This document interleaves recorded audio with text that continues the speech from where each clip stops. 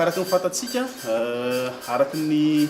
fiakaran'ny vidin-javatra moa zany matetika dia sahirana ny tokantrano dia eo no mahatonga anazy tsy afaka mandoa abonnement sy monsieur abonné zany dia betsaka ny olona zay efa namanay teo aloha somary niato kely izy nandritra ny fotoana lavalava dia zay no nahatonga anay indrindra hoe ampiny Star Times izy ireo amin'ny ireo filana amin'ny andavanandro tahaka ny vary tahaka ny menaka moa zany ahafahan'izy ireo ndray miverina monsieur abonné ka efa maromaro zany efa hitantsika tonga eto ka izaran'izany fanomezan'izany ny Star Times androany dia avy eo moa nareo afaka manontany azy ihany mombamomba ny mety fahatsapany sy ny fahitany satria izy ireo efa nisy telo volana mahery no nijanona dia be dia be izy ireo amin'izao fotoana izao no verina indray ka izao no afatra kely ho antsika rehetrarehetra zay manana décodeur any an-trano any ka efa elany tsy nampiasaina mihoatra ny telo volana dia tongava monsieur abonné fa izy fanomezana tahaka an'izao hatrany omen'ny Star Times araka rehefa ampiresantsika hatramin'izay reny dia tongava miverina monsieur abonné vao monsieur abonné anao bouquet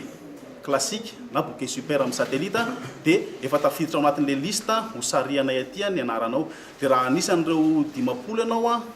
tsara vitana dia mahazo an'ilay fanomezana zay ty fihetsem-po aloha dia faly satria nahazo fanomezana avy amin'ny Star Times zany dia mirary soa antsika rehetrarehetra koa dia ela velona anie Star Times iroborobo anie ny fandaharana Star Times matapi Star Times mahafatapo mihitsy zany tena sorana Andriamanitra vao nahazo efa ela ve miseno nanana décodeur vao nisokatra ny Star Times dia nanana décodeur Star Times nisy fotoana mijanona kely ny antony zany eo amin'ilay ankizy mihitsy ndraindray ankizy mianatra ilay zavatra tena tiany be leo anaty Star Times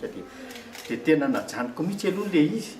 dia nisy fotoana nalefako ilay ohatra ireo vakansa dia alefa indray aloha zany eo amin'ilay ankizy mihitsy zany ny olana kely dia natey jery vaovao ary ianao tsy afaka fa ao ihany ilay ankizy kely dia sainy hoe dada baolina rehetrarehetra dia nisy fotoana najanoko kely satria ilay ankizy nisy fotoana manao fanadinana dia variana be izy ndraindray amin'ny 10 alina vao mialo amin'ilay Star Times tsy fantatry ilay fandarana ve tena mahafinaritra ilay Star Times angamba ny itiavan'ny ankizy anazy